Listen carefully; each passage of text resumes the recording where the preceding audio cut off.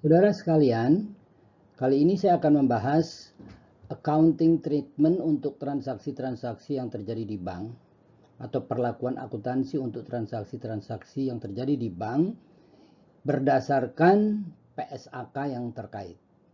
Nah, Bank Indonesia sejak tahun 1992 sudah menerbitkan PAPI atau Pedoman Akuntansi Perbankan Indonesia, itu yang merangkum seluruh PSAK atau pernyataan standar akuntansi yang terkait dengan transaksi-transaksi di bank. Kemudian tahun 2001 PAPI itu atau Pedoman Akuntansi Perbankan Indonesia itu direvisi. Dan kemudian terakhir adalah OJK yang menerbitkan buku panduan akuntansi perbankan konvensional, sehingga disingkat BPAK, ya. Nah, ini juga mengatur accounting treatment terhadap transaksi-transaksi yang terjadi di bank berdasarkan PSAK atau pernyataan standar akuntansi yang terbaru yang berlaku saat ini.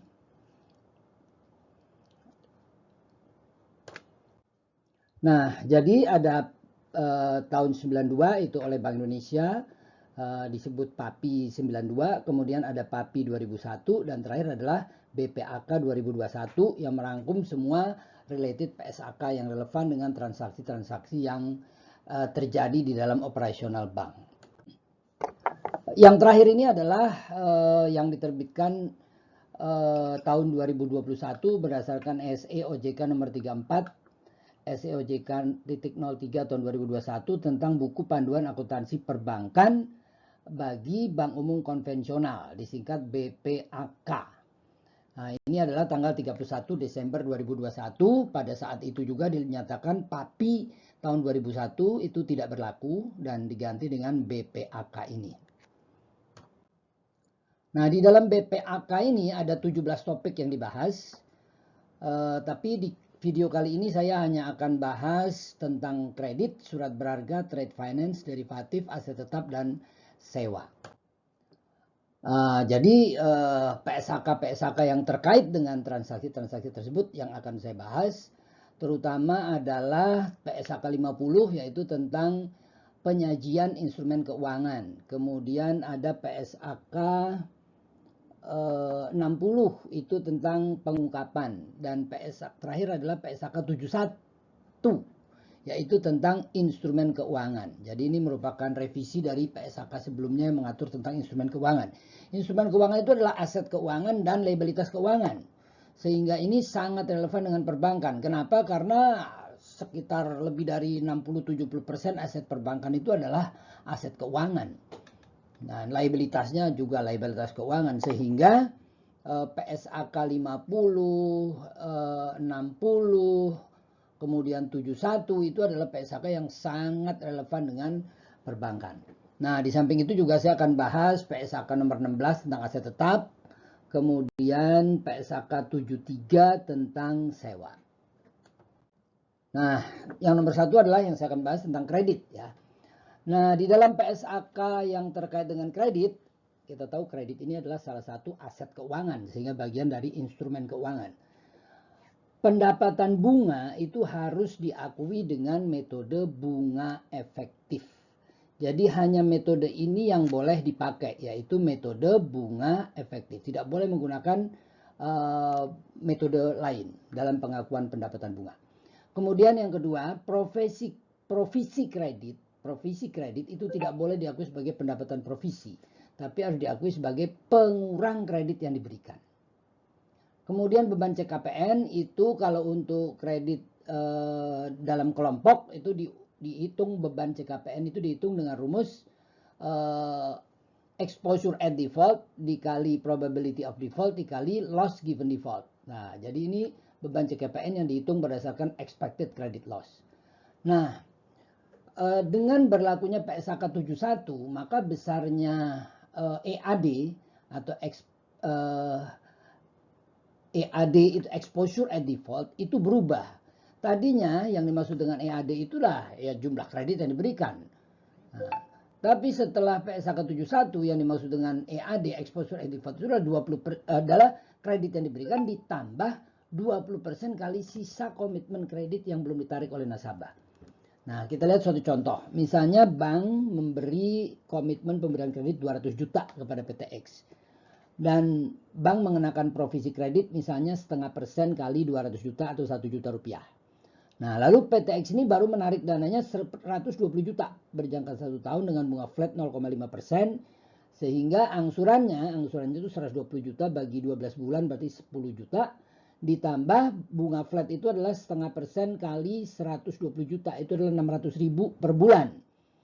Tetap terus itu. Walaupun sudah diangsur tapi karena bunga flat maka bunganya tetap 0,5% kali 120 juta atau 600 ribu. Sehingga angsurannya selama 12 bulan itu adalah 10 juta 600 ribu.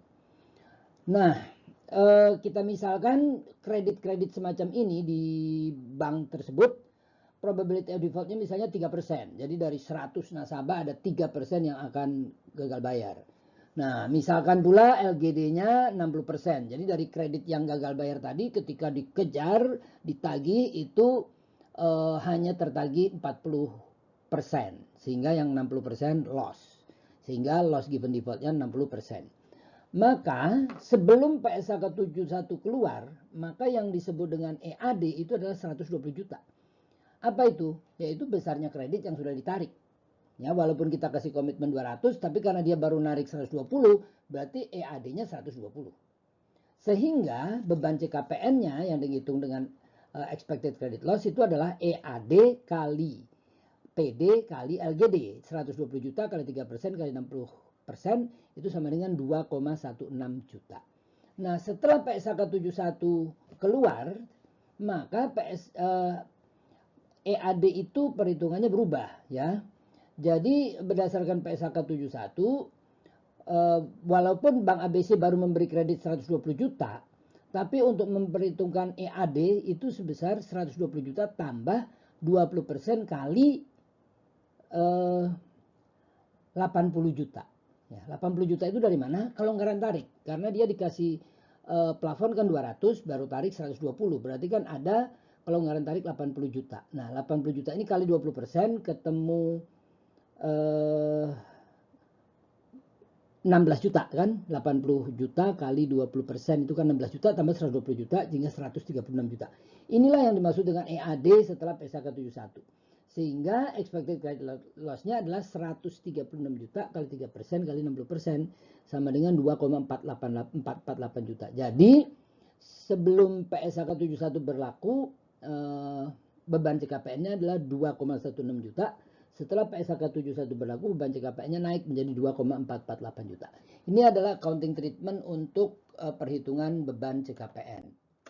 Nah, sekarang bagaimana dengan pendapatan bunganya, pengakuan pendapatan bunga? Berdasarkan PSAK yang lalu ya, bahkan sebelum PSAK 71 ya, PSAK 55 dan sebelumnya itu perhitungan bunga itu sudah ditetapkan berdasarkan bunga efektif. Tidak boleh menggunakan perhitungan bunga lain ya di dalam menurut PSAK yang berdasarkan IFRS. Jadi misalkan di sini walaupun bank mengenakan bunga sebesar 0,5% kali 120 juta atau 600 ribu per bulan, tapi ketika menghitung pendapatan bunga tidak boleh diakui 600 ribu. Ya, pendapatan bunganya harus untuk menghitung pendapatan bunga itu pertama kali harus dihitung dulu suku bunga efektif. Suku bunga efektif itu dihitung dengan persamaan ini ya.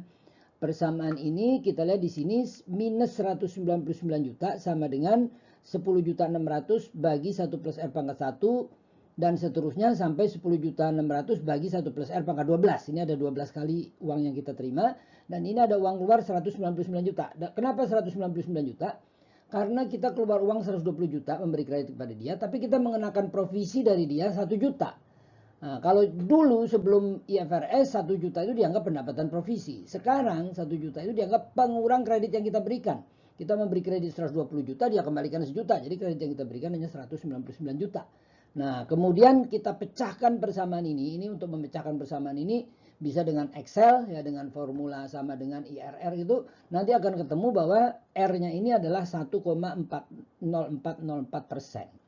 Nah, jadi lebih dari 2 kali bunga flat yang ditetapkan yaitu 0,5%.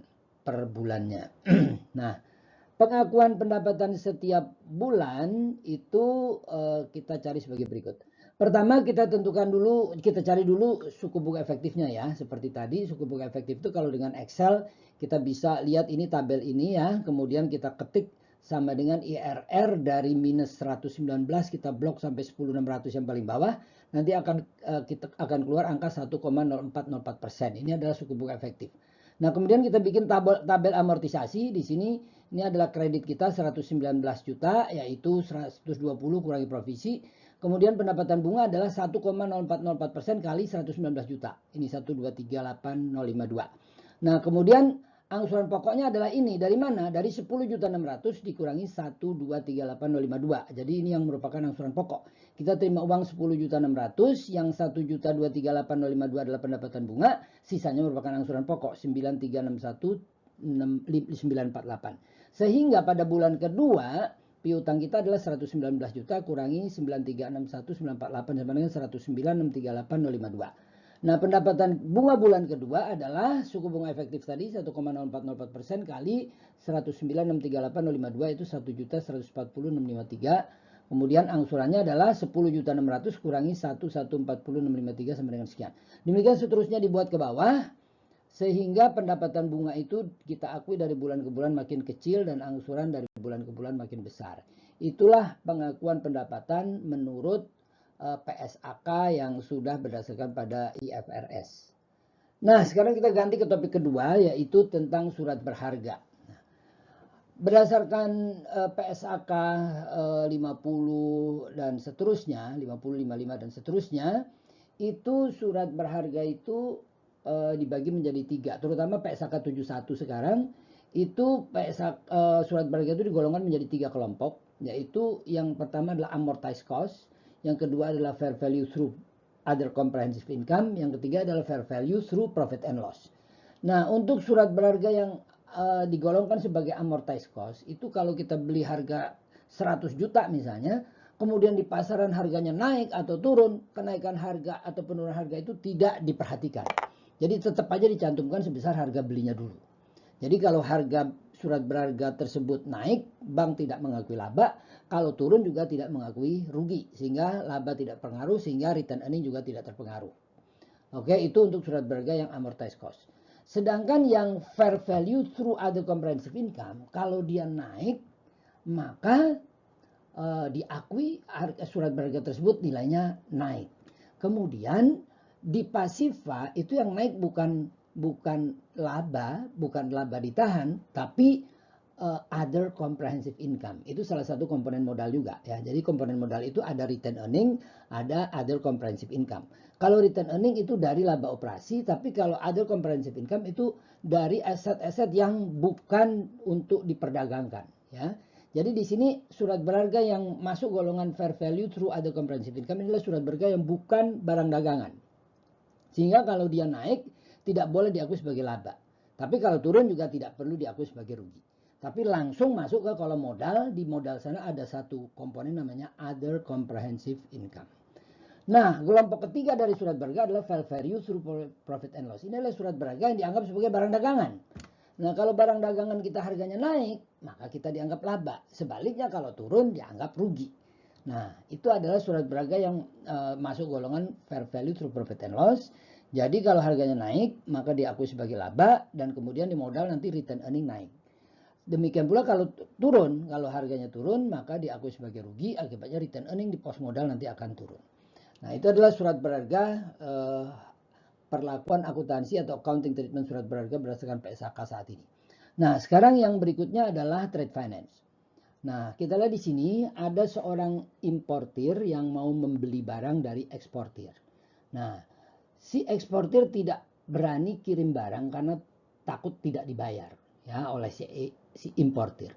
Karena itu si importir minta tolong kepada banknya, ini banknya importir, ini kita sebut issuing bank, agar issuing bank ini menerbitkan surat jaminan yang dikirim ke eksportir ya. Surat jaminan itu menyatakan bahwa banknya importir ini atau kita sebut issuing bank ini menjamin akan membayar kepada eksportir kalau eksportir ini mengirim barang sesuai yang diminta oleh importir. Oke. Nah, ketika issuing bank ini menerbitkan surat jaminan ini yang disebut dengan letter of credit, maka berdasarkan PSAK, kewajiban untuk membayar kepada eksportir itu harus dicantumkan sebagai liabilitas tapi di luar neraca. Ya, liabilitas tapi di luar neraca. Di luar neraca itu ada laporan yang namanya laporan rekening administratif. Ya, yang isinya adalah laporan rekening administratif komitmen dan kontingensi. Nah, untuk transaksi semacam ini termasuk komitmen, karena issuing bank komit akan membayar kepada eksportir kalau eksportir mengirim barang sesuai permintaan si importir. Nah, maka ketika si bank tadi menerbitkan letter of credit kepada eksportir, maka dia harus mencatat sebagai liabilitas off balance sheet. Nah, sekarang coba kita lihat transaksinya ya. Misalkan tanggal 1 Januari bank issuing bank ini menerbitkan letter of credit. Nah, letter of credit ini misalkan diberikan untuk penjualan kredit ya. Jadi di sini misalkan si eksportir sudah sepakat akan menjual barang kepada importir dengan tempo pembayaran 2 bulan sejak pengapalan ya. 2 bulan sejak pengapalan. Nah, misalkan 1 Januari barang itu LC itu diterbitkan, lalu tanggal 1 Februari si eksportir mengapalkan barang dan diterima oleh importir. Oke. Nah, ketika si eksportir sudah mengirim barang kepada importir, maka liabilitas yang di luar neraca tadi harus dipindah ke dalam neraca. Jadi liabilitas yang tadinya off balance sheet harus dipindah menjadi liabilitas yang on balance sheet. Mengapa begitu? Karena kalau tadinya itu baru merupakan komitmen untuk membayar, setelah si eksportir mengirim barang, maka sekarang bagi issuing bank itu bukan lagi komitmen untuk membayar, tapi itu sudah kewajiban untuk membayar. Kenapa? Karena si eksportir sudah mengirim barang. Nah, begitu ya. Jadi setelah si eksportir menagih, yaitu tanggal 1 Februari kan, ketika dia sudah mengapalkan barangnya sudah diterima oleh importir, dia nanti menagih ke issuing bank. Nanti issuing bank akan mengaksep itu surat tagihannya itu. Mengaksep itu artinya menyanggupi akan membayar. Oke, nanti akan saya bayar tanggal 1 Mei. 2 bulan dari 1 Februari gitu kan. Februari, Maret, April, 3 bulan ya, 3 bulan sejak barang dikirim. Nah, sejak issuing bank menyanggupi untuk membayar, maka pada saat itulah kewajiban yang off balance sheet tadi pindah menjadi kewajiban yang on balance sheet. Itu adalah accounting treatment untuk transaksi trade finance. Nah, selanjutnya transaksi derivatif.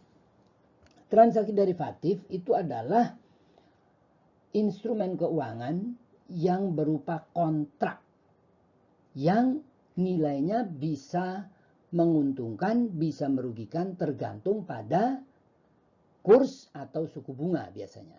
Ya. Jadi kalau sebuah bank melakukan kontrak, lalu kontrak itu bisa menguntungkan, bisa merugikan karena terjadinya perubahan suku bunga atau perubahan kurs, maka itu disebut transaksi derivatif. Nah, kita lihat contoh. Misalkan pada tanggal 31 Oktober tahun 2023, Bank A melakukan transaksi foreign exchange forward contract 3 bulan, yaitu Bank A setuju untuk menjual 10.000 dolar dengan kurs 15.000 rupiah per dolar pada tanggal 31 Januari 2024. Jadi berapa bulan kemudian itu? Dari 31 Oktober, 30 November, 31 Desember, 31 Januari. 3 bulan kemudian. Jadi Bank A komit akan menjual 10.000 dolar 3 bulan kemudian, yaitu 31 Januari dengan kurs 15.000. Nah, di sini Bank A berarti punya kewajiban untuk menyerahkan 10.000 dolar 3 bulan yang akan datang. Nah, kewajiban ini merupakan kewajiban off balance sheet. Jadi off balance sheet liability. Ini adalah kewajiban komitmen forward yang diletakkan di luar neraca. Oke, di luar neraca. Mengapa begitu? Karena ini baru merupakan komitmen untuk menyerahkan ya. Sedangkan si lawan itu belum menyerahkan apa-apa ke bank ya, sehingga di sini baru merupakan janji untuk menyerahkan $10.000 dan si lawan tadi, si nasabah tadi akan menyerahkan sebesar $150 juta rupiah kan. Nah, karena kedua-duanya belum melaksanakan kewajibannya, maka ini dicantumkan di luar neraca. Nah, misalkan pada tanggal 31 Desember 2023, berarti kan itu berapa bulan? November, Desember, 2 bulan kemudian ya. 2 bulan kemudian 31 Desember 2023, ini berarti sisa umur transaksi forward kan tinggal 1 bulan ya. Karena transaksi forwardnya harus direalisir tanggal 31 Januari 2024. Sekarang 31 Desember 2023, berarti kan sebulan lagi baru forward itu harus dilaksanakan. Misalkan dolar untuk penyerahan 31 Januari ya, atau sebulan kemudian sejak 31 Desember 2023 misalkan 16.000. Ya, maka di sini Bank A itu rugi. Kenapa dia rugi? Karena dia sudah berjanji akan menjual dolar dengan kurs 15.000 tanggal 31 Januari. Ternyata dolar untuk penyerahan 31 Januari itu kursnya 16.000, lebih mahal. Dia udah janji akan menjual dengan harga 15.000, padahal 31 Januari dolar itu harganya 16.000. Berarti kan dia rugi karena dia terpaksa menjual dengan harga 15.000 padahal di pasar harga 16.000. Nah, dengan adanya kerugian itu, maka Bank A harus mencatat kerugian sebesar 1.000 kali 10.000 atau 10 juta. Dan Bank A juga harus mencatat on balance sheet liability, ya, liability yang berada di dalam neraca sebesar 10 juta. Oke, jadi kesimpulannya adalah untuk transaksi forward, kontraknya sendiri itu transaksinya dicatat di luar neraca, off balance sheet liability. Tapi kerugiannya itu harus dicatat di on balance sheet. Ya, kerugiannya harus dicatat di on balance sheet. Oke, sedangkan kontraknya sendiri dicatat di off balance sheet. Oke, itu untuk transaksi derivatif. Sekarang bagaimana perlakuan akuntansi atau accounting treatment untuk aset tetap? Nah, menurut PSAK nomor 16 ya, aset tetap itu sekarang boleh direvaluasi.